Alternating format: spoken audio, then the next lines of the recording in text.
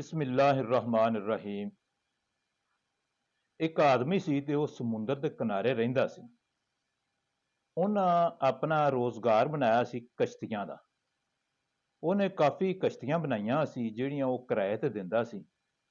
ਜਿਹੜੇ ਲੋਕ ਸਮੁੰਦਰ ਦੀ ਸੈਰ ਕਰਨ ਵਾਸਤੇ ਆਉਂਦੇ ਸੀ, ਉਹ ਉਸ ਆਦਮੀ ਕੋਲੋਂ ਕਸ਼ਤੀ ਕਿਰਾਏ ਤੇ ਲੈਂਦੇ ਸੀ ਤੇ ਉਸ ਤੋਂ ਬਾਅਦ ਉਹਨੂੰ ਸਮੁੰਦਰ ਦੇ ਵਿੱਚ ਜਿਹੜਾ ਨਾ ਤੈਰਾਂਦੇ ਸੀ ਤੇ ਆਪਣਾ ਇੰਜੋਏ ਕਰਦੇ ਸੀ। ਉਸ ਤੋਂ ਬਾਅਦ ਉਹਨੂੰ ਵਾਪਸ ਕਰ ਦਿੰਦੇ ਸੀ ਕਸ਼ਤੀ। ਉਹਦਾ ਕੰਮ ਜਿਹੜਾ ਹੈ ਦਿਨ ਬ ਦਿਨ ਤਰੱਕੀ ਪਕੜਦਾ ਗਿਆ ਤੇ ਉਹ ਕਸ਼ਤੀਆਂ ਆਪਣੀਆਂ ਜ਼ਿਆਦਾ ਕਰਦਾ ਗਿਆ। ਇੱਕ ਕਸ਼ਤੀ ਉਹਨੇ ਆਪਣੇ ਵਾਸਤੇ ਰੱਖੀ ਸੀ ਜਿਹੜੀ ਬੜੀ ਖੂਬਸੂਰਤ ਤੇ ਬਹੁਤ ਅੱਛੀ ਬਣੀ ਸੀ। ਉਹਦੇ ਤੇ ਜਦੋਂ ਉਹਨੇ ਖੁਦ ਸੈਰ ਕਰਨੀ ਹੁੰਦੀ ਸੀ, ਉਹਦੇ ਉੱਤੇ ਬੈਠ ਕੇ ਤੇ ਸੈਰ ਕਰਦਾ ਸੀ। ਜਿਹੜੇ ਉਹਦੇ ਬੀਵੀ ਬੱਚੇ ਸੀ ਉਹ ਸ਼ਹਿਰ ਰਹਿੰਦੇ ਸੀ। ਜਦੋਂ ਛੁੱਟੀਆਂ ਹੁੰਦੀਆਂ ਸੀ ਤੇ ਉਹ ਸ਼ਹਿਰੋਂ ਆਉਂਦੇ ਸੀ ਸਮੁੰਦਰ ਦੇ ਕਿਨਾਰੇ ਤੇ ਉਥੋਂ ਕਸ਼ਤੀ ਲੈ ਕੇ ਤੇ ਸਮੁੰਦਰ ਦੀ ਸੈਰ ਵੀ ਕਰਦੇ ਹੁੰਦੇ ਸੀ।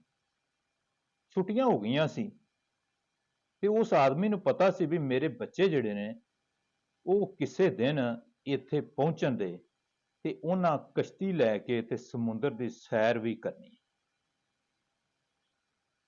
ਉਹ ਜਿਹੜਾ ਆਦਮੀ ਸੀ ਜਿਹਦੀਆਂ ਕਸ਼ਤੀਆਂ ਸੀ, ਉਹਨੇ ਇੱਕ ਪੇਂਟਰ ਨੂੰ ਬੁਲਾਇਆ ਤੇ ਉਸ ਨੂੰ ਕਿਹਾ ਵੀ ਮੇਰੀਆਂ ਸਾਰੀਆਂ ਕਸ਼ਤੀਆਂ ਜਿਹੜੀਆਂ ਨੇ ਉਹਨਾਂ ਨੂੰ ਨਵਾਂ ਪੇਂਟ ਕਰ ਦੇ ਤੇ ਇਹ ਜਿਹੜੀ ਮੇਰੀ ਜ਼ਾਤੀ ਕਸ਼ਤੀ ਹੈ ਨਾ, ਇਹਨੂੰ ਵੀ ਬੜਾ ਅੱਛਾ ਤੇ ਖੂਬਸੂਰਤ ਪੇਂਟ ਕਰਨਾ ਹੈ। ਮੇਰੇ ਬੱਚੇ ਸ਼ਹਿਰੋਂ ਆਉਣ ਵਾਲੇ ਨੇ ਤੇ ਉਹਨਾਂ ਨੇ ਇਹਦੇ ਉੱਤੇ ਸੈਰ ਕਰਨੀ। ਉਹ ਪੇਂਟਰ ਨੇ ਆਪਣਾ ਕੰਮ ਕੰਪਲੀਟ ਕੀਤਾ ਤੇ ਜਦੋਂ ਉਸ ਕਸ਼ਤੀ ਨੂੰ ਉਹ ਪੇਂਟ ਕਰਦਾ ਸੀ ਪਿਆ ਜਿਹੜੀ ਉਹਦੀ ਜ਼ਾਤੀ ਸੀ, ਉਹਨੇ ਵੇਖਿਆ ਵੀ ਉਸ ਕਸ਼ਤੀ ਨੂੰ ਇੱਕ ਜਗ੍ਹਾ ਤੇ ਸੁਰਾਖ ਹੈ। ਉਹ ਪੇਂਟਰ ਨੇ ਉਸ ਸੁਰਾਖ ਦੀ ਮੁਰੰਮਤ ਕਰਾਈ ਤੇ ਉਸ ਤੋਂ ਬਾਅਦ ਜਿਹੜਾ ਨਾ ਉਹਨੂੰ ਅੱਛਾ ਖਾਸਾ ਪੇਂਟ ਕਰ ਦਿੱਤਾ। ਮਹਿਸੂਸ ਨਹੀਂ ਸੀ ਹੁੰਦਾ ਵੀ ਕਸ਼ਤੀ ਨੂੰ ਇੱਥੋਂ ਸੁਰਾਖ ਸੀ ਤੇ ਪੈਵੰਦ ਲੱਗਾ ਸੀ।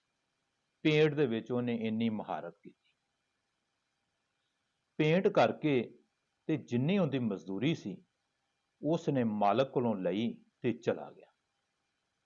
ਉਸ ਤੋਂ ਬਾਅਦ ਉਹਦੇ ਬੱਚੇ ਸ਼ਹਿਰੋਂ ਆਏ ਤੇ ਬੱਚੇ ਕੋਈ ਸ਼ਰੀਰ ਵੀ ਹੁੰਦੇ ਨੇ, ਉਹਨਾਂ ਜਲਦੀ ਜਲਦੀ ਉਹ ਕਸ਼ਤੀ ਫੜੀ ਤੇ ਕਸ਼ਤੀ ਫੜ ਕੇ ਤੇ ਬੈਠੇ ਉੱਤੇ ਤੇ ਸਮੁੰਦਰ ਦੇ ਵਿੱਚ ਉਹਨੂੰ ਤੈਰਾਣਾ ਸ਼ੁਰੂ ਕਰ ਦਿੱਤਾ।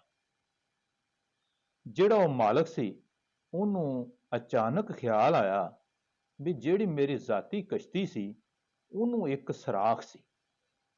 ਉਹ ਬੜਾ ਡਰਿਆ, ਜਲਦੀ ਨਾਲ ਉਹ ਕਿਨਾਰੇ ਤੇ ਆਇਆ ਤੇ ਉਹਨੇ ਦੇਖਿਆ ਵੀ ਬੱਚੇ ਜਿਹੜੇ ਨੇ ਨਾ ਉਹ ਸਮੁੰਦਰ ਦੇ ਵਿੱਚ ਦੂਰ ਨਿਕਲ ਗਏ, ਜਿੱਥੋਂ ਤੱਕ ਉਹਦੀ ਆਵਾਜ਼ ਵੀ ਨਹੀਂ ਪਹੁੰਚ ਸਕਦੀ ਤੇ ਨਾ ਉਹਦੀ ਨਜ਼ਰ ਹੀ ਪਹੁੰਚ ਸਕਦੀ। ਬੜਾ ਪਰੇਸ਼ਾਨ ਹੋਇਆ। ਉਸ ਆਦਮੀ ਨੂੰ ਇਹ ਮਹਿਸੂਸ ਹੋ ਗਿਆ ਵੀ ਬੱਚੇ ਵਾਪਸ ਮੁਸ਼ਕਲ ਆਮਦ ਹੈ। ਉਸ ਸੁਰਾਖ ਥਾਣੀ ਪਾਣੀ ਅੰਦਰ ਚਲਾ ਜਾਂਦਾ ਕਸ਼ਤੀ ਦੇ ਵਿੱਚ, ਕਸ਼ਤੀ ਡੁੱਬ ਜਾਏਦੀ ਤੇ ਬੱਚੇ ਵੀ ਮਰ ਜਾਣ। ਬੜਾ ਖੌਫ ਜ਼ਦਾ ਹੋ ਰਿਹਾ ਸੀ। ਇੰਨਾ ਖੌਫ ਜ਼ਦਾ ਹੋਇਆ ਵੀ ਉਹਨੂੰ ਨਾ ਖਾਣੇ ਦਾ ਕੋਈ ਧਿਆਨ ਤੇ ਨਾ ਪੀਣੇ ਦਾ। ਅਚਾਨਕ ਉਹਦੀ ਨਜ਼ਰ ਪਈ ਵੀ ਉਹ ਬੱਚੇ ਕਸ਼ਤੀ ਲੈ ਕੇ ਵਾਪਸ ਆ ਰਹੇ ਨੇ। ਬਹੁਤ ਖੁਸ਼ ਹੋਇਆ। ਜਦੋਂ ਉਹ ਕਿਨਾਰੇ ਤੇ ਪਹੁੰਚੇ ਤੇ ਬੱਚਿਆਂ ਨੂੰ ਉਹ ਗਲੇ ਲੱਗ ਲੱਗ ਕੇ ਇਸ ਤਰ੍ਹਾਂ ਮਿਲਿਆ ਵੀ ਜਿਵੇਂ ਬੜੇ ਵਿਛੜੇ ਜਿਹੜੇ ਨੇ ਉਹ ਇਕੱਠੇ ਹੁੰਦੇ ਤੇ ਬੜਾ ਪਰੇਸ਼ਾਨ ਵੀ ਸੀ। ਜਦੋਂ ਕਸ਼ਤੀ ਕਿਨਾਰੇ ਤੇ ਬਾਹਰ ਆ ਗਈ ਤੇ ਉਸ ਨੇ ਦੇਖਿਆ ਵੀ ਉਹ ਸੁਰਾਖ ਜਿਹੜਾ ਹੈ ਉਹ ਕਿੱਥੇ ਦਾ ਤੇ ਪਾਣੀ ਉਹਦੇ ਵਿੱਚ ਕਿਉਂ ਨਹੀਂ ਪਿਆ। ਉਹਨੇ ਦੇਖਿਆ ਵੀ ਸੁਰਾਖ ਉੱਤੇ ਮੌਜੂਦ ਹੀ ਨਹੀਂ ਸੀ, ਉਹਦੀ ਮੁਰੰਮਤ ਹੋਈ ਸੀ। ਬੜਾ ਖੁਸ਼ ਹੋਇਆ। ਖੁਸ਼ ਇਸ ਗੱਲ ਤੇ ਹੋਇਆ ਵੀ ਉਹ ਜਿਹੜਾ ਪੇਂਟਰ ਸੀ ਉਹਦਾ ਇਹ ਕੰਮ ਵੀ ਨਹੀਂ ਸੀ ਹੈਗਾ ਵੀ ਉਹਨੂੰ ਉਹ ਮੁਰੰਮਤ ਕਰਾਉਣਾ। ਉਹਦਾ ਕੰਮ ਸਿਰਫ ਪੇਂਟ ਕਰਨਾ ਸੀ, ਲੇਕਿਨ ਉਸ ਨੇ ਉਹਨੂੰ ਮੁਰੰਮਤ ਕਰਵਾ ਕੇ ਤੇ ਉਹਨੂੰ ਕਸ਼ਤੀ ਨੂੰ ਜਿਹੜਾ ਸਹੀ ਸਲਾਮਤ ਕਰਾ ਕੇ ਤੇ ਜਿਹੜਾ ਅਹਿਸਾਨ ਮੇਰੇ ਉੱਤੇ ਕੀਤਾ ਹੈ, ਇਸ ਦਾ ਬਦਲਾ ਮੈਂ ਉਸ ਨੂੰ ਦੇ ਨਹੀਂ ਸਕਦਾ। ਉਸ ਨੇ ਜਲਦੀ ਜਲਦੀ ਉਸ ਆਦਮੀ ਨੂੰ ਬੁਲਾਇਆ ਜਿਹਨੇ ਪੇਂਟ ਕੀਤਾ ਸੀ। ਪੇਂਟਰ ਉੱਥੇ ਪਹੁੰਚ ਗਿਆ ਤੇ ਉਹਦੇ ਦਿਲ ਦੇ ਵਿੱਚ ਖੌਫ ਇਹ ਸੀ ਵੀ ਕੰਮ ਦੇ ਵਿੱਚ ਕੋਈ ਕਮੀ ਕਤਾਈ ਨਾ ਰਹਿ ਗਈ ਹੋਵੇ। ਮੈਂ ਕੰਮ ਦਾ ਬੜੇ ਅੱਛੇ ਤਰੀਕੇ ਦੇ ਨਾਲ ਕੀਤਾ ਹੈ, ਫਿਰ ਮੈਨੂੰ ਕਿਉਂ ਬੁਲਾਇਆ ਗਿਆ। ਜਿਹੜਾ ਉਹ ਮਾਲਕ ਸੀ ਕਸ਼ਤੀਆਂ ਦਾ, ਉਹ ਆਪਣੇ ਕਮਰੇ ਦੇ ਵਿੱਚ ਗਿਆ ਤੇ ਉੱਥੋਂ ਇੱਕ ਲਿਫਾਫਾ ਲੈ ਕੇ ਆਇਆ, ਜਿਹੜਾ ਪੈਸਿਆਂ ਦਾ ਭਰਿਆ ਸੀ। ਉਹਨੇ ਲਿਆ ਕੇ ਤੇ ਉਹ ਜਿਹੜਾ ਪੇਂਟਰ ਸੀ ਉਹਨੂੰ ਪੇਸ਼ ਕਰ ਦਿੱਤਾ। ਪੇਂਟਰ ਨੇ ਜਦੋਂ ਉਹ ਲਿਫਾਫਾ ਪਕੜਿਆ ਤੇ ਉਹ ਦੇਖਿਆ ਉਹਨੇ ਵੀ ਅੰਦਰੋਂ ਭਰਿਆ ਸੀ ਉਹ ਪੈਕਟ, ਤੇ ਉਹਨੇ ਦੇਖਿਆ ਵੀ ਅੰਦਰ ਬਹੁਤ ਸਾਰੇ ਪੈਸੇ ਨੇ। ਪੇਂਟਰ ਨੇ ਉਸ ਨੂੰ ਕਿਹਾ ਵੀ ਇਹ ਤੁਸੀਂ ਮੈਨੂੰ ਕਾਹਦੇ ਪੈਸੇ ਦਿੰਦੇ ਜੀ ਪਏ, ਮੈਂ ਤਾਂ ਆਪਣੀ ਉਜਰਤ ਲੈ ਗਿਆ ਸਾਂ, ਮੇਰੇ ਪੈਸੇ ਤਾਂ ਕੋਈ ਬਾਕੀ ਨਹੀਂ ਸੀ ਬਚਦੇ। ਉਸਨੇ ਕਿਹਾ ਵੀ ਜਿਹੜਾ ਤੂੰ ਅਹਿਸਾਨ ਮੇਰੇ ਤੇ ਕੀਤਾ ਹੈ, ਇਹਦਾ ਮੁਆਵਜ਼ਾ ਤੇ ਇਹਦਾ ਬਦਲਾ ਤਾਂ ਮੈਂ ਤੈਨੂੰ ਦੇ ਹੀ ਨਹੀਂ ਸਕਦਾ, ਲੇਕਿਨ ਇਹ ਜਿੰਨੀ ਮੇਰੀ ਤਾਕਤ ਸੀ ਮੈਂ ਉਹ ਕਰ ਰਿਹਾ। ਮਾਮਲਾ ਕੁਛ ਇਸ ਤਰ੍ਹਾਂ ਸੀ ਵੀ ਜਿਹੜੀ ਕਸ਼ਤੀ ਨੂੰ ਤੂੰ ਪੈਵੰਦ ਲਗਾ ਕੇ, ਮੁਰੰਮਤ ਲਗਾ ਕੇ ਤੇ ਪੇਂਟ ਕਰ ਦਿੱਤਾ ਸੀ, ਉਹਦੀ ਵਜ੍ਹਾ ਨਾਲ ਹੀ ਮੇਰੇ ਬੱਚੇ ਜਿਹੜੇ ਨੇ ਅੱਜ ਮੇਰੇ ਸਾਹਮਣੇ ਨੇ।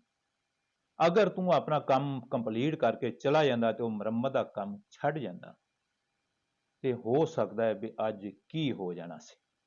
ਤੇ ਮੈਂ ਤੇਰਾ ਬਹੁਤ ਸ਼ੁਕਰਗੁਜ਼ਾਰ ਹਾਂ।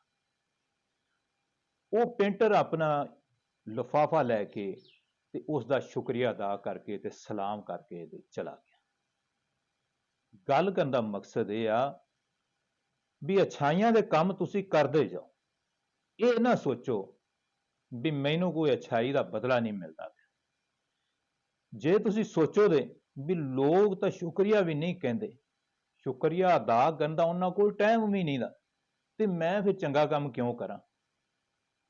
ਤੁਸੀਂ ਇੱਕ ਚੰਗਾ ਕੰਮ ਨਹੀਂ ਛੱਡਣਾ, ਤੁਸੀਂ ਇੱਕ ਦੀਏ ਦੀ ਮਨਿੰਦ ਬਣੋ ਵੀ ਜਿਹੜਾ ਹਨੇਰੇ ਦੇ ਵਿੱਚ ਰੋਸ਼ਨੀ ਪੈਦਾ ਕਰ ਦਿੰਦਾ ਹੈ। ਇਸ ਦੌਰ ਦੇ ਵਿੱਚ ਜਦੋਂ ਅਸੀਂ ਕਿਸੇ ਨੂੰ ਫੋਨ ਕਰਨੇ ਆ ਤੇ ਉਹ ਇੱਕ ਦੋ ਦਫਾ ਆਦਮੀ ਫੋਨ ਚੁੱਕਦਾ ਹੈ, ਜੇ ਫੇਰ ਕਿਸੇ ਦਿਨ ਕੀਤਾ, ਕੋਈ ਚੰਦ ਦਿਨ ਠਹਿਰ ਕੇ ਫੇਰ ਕੀਤਾ, ਜਦੋਂ ਤੁਹਾਨੂੰ ਕੰਮ ਪੈਣਾ ਤੁਸੀਂ ਉਹਨੂੰ ਫੋਨ ਕਰਨਾ ਹੈ ਤੇ ਐਸਾ ਐਸਾ ਉਹਨੇ ਫੋਨ ਚੁੱਕਣਾ ਹੀ ਛੱਡ ਦੇਣਾ, ਗੱਲ ਕਰਨੀ ਛੱਡ ਦੇਣੀ ਹੈ। ਉਹਨੇ ਦਿਲ ਦੇ ਵਿੱਚ ਇਹ ਸੋਚ ਲੈਣਾ ਹੈ ਵੀ ਇਸ ਆਦਮੀ ਨੂੰ ਜਦੋਂ ਕੋਈ ਕੰਮ ਹੁੰਦਾ ਹੈ ਉਦੋਂ ਹੀ ਮੈਨੂੰ ਫੋਨ ਕਰਦਾ ਹੈ, ਫੋਨ ਸੁਣਦਾ ਮੈਨੂੰ ਕੀ ਇਹਦਾ ਫਾਇਦਾ ਹੈ। ਲੇਕਿਨ ਨਾ ਨਾ ਭਾਈ, ਅੱਜ ਅੱਲਾ ਨੇ ਵਕਤ ਲੈਂਦਾ ਹੈ, ਲੋਕ ਤੁਹਾਨੂੰ ਫੋਨ ਕਰਕੇ ਤੁਹਾਡੇ ਨਾਲ ਗੱਲਾਂ ਕਰਦੇ ਨੇ, ਤੁਹਾਡੇ ਕੋਲੋਂ ਸੌਦਾ ਖਰੀਦਦੇ ਨੇ, ਤੁਹਾਡੇ ਕੋਲੋਂ ਟਾਈਮ ਲੈਂਦੇ ਨੇ, ਤੇ ਤੁਸੀਂ ਫੋਨ ਅਟੈਂਡ ਕਰਿਆ ਕਰੋ। ਜੇ ਤੁਸੀਂ ਫੋਨ ਅਟੈਂਡ ਨਹੀਂ ਕਰਦੇ ਤੇ ਇਹਦਾ ਮਕਸਦ ਇਹ ਹੈ ਵੀ ਤੁਸੀਂ ਮਗਰੂਰ ਜੇ ਤੇ ਤਕੱਬਰ ਹੈ ਤੁਹਾਡੇ ਵਿੱਚ, ਤੇ ਆਇੰਦਾ ਜਿਹੜਾ ਆਪਣੀ ਇਸ ਗਲਤੀ ਨੂੰ ਵੀ ਖਤਮ ਕਰ ਦੇ। ਅਸਲਾਮੁ ਅਲੈਕੁਮ ਵਰਹਿਮਤੁல்லாਹਿ ਵਬਰਕਾਤੁਹੂ।